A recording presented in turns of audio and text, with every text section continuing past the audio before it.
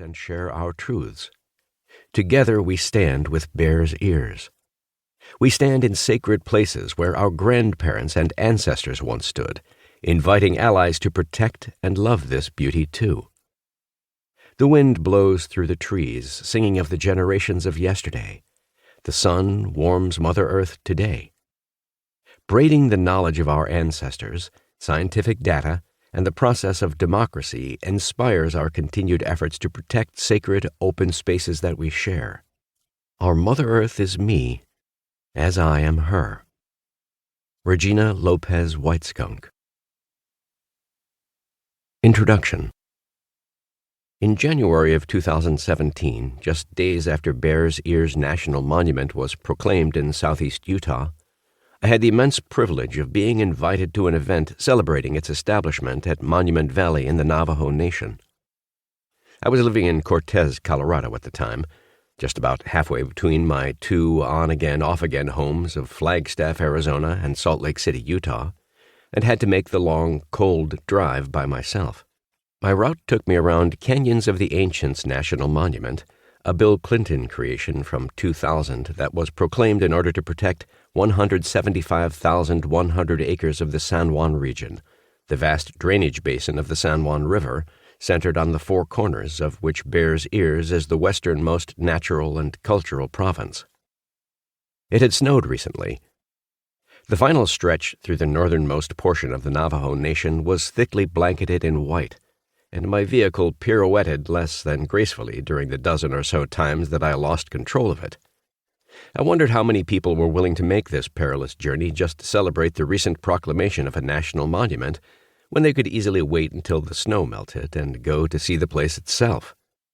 The answer, when I finally arrived, turned out to be hundreds. I carried a notebook with me. I often do. The notes I took at the celebration were added to an assemblage of scribblings comprising about 13 years of thoughts, observations, experiences, and archaeological research focused on southeast Utah. My first encounter with what would become Bear's Ears National Monument was in 2006.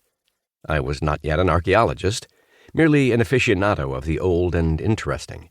I spent a week in November backpacking through the upper third of Grand Gulch, the great defile that cuts through the impressive landmass of Cedar Mesa, beneath the gaze of the Bear's Ears formations. Much of my time was spent marveling over how scarcely visited such a wondrous and heavenly place could be. In the 4 days I spent down in the gulch and 3 additional days spent atop Cedar Mesa, I saw exactly 3 other people, including a fellow backpacker to whom I gave a ride between trailheads so he could complete a loop. We hardly said a word to each other. That was then.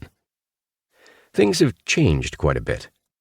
By the time I got involved in research and conservation efforts in the Bear's Ears area, I was paying off a rather sizable karmic debt that I felt I owed the place, and it isn't scarcely visited anymore.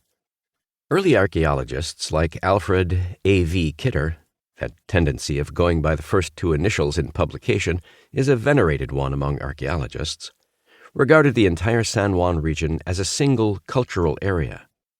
The archaeologically recognized Bear's Ears Culture Area, or simply the Bear's Ears area, is the westernmost portion of the northern hemisphere of the San Juan world, sometimes also known as the Mesa Verde region.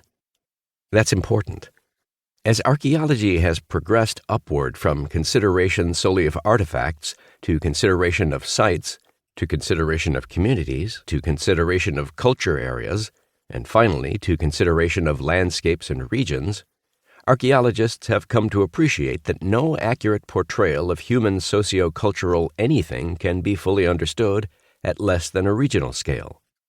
At the same time, scientific methods have spiraled ever downward in scale, from jars and mummies to tree rings and pollen, to phytoliths and other microscopic crystalline things, to trace elements to atomic isotopes. To understand the history and cultures of the Bear's Ears area, especially during the ancient and slightly more recent pre-contact time periods, it has to be seen in the context of the San Juan region as a whole.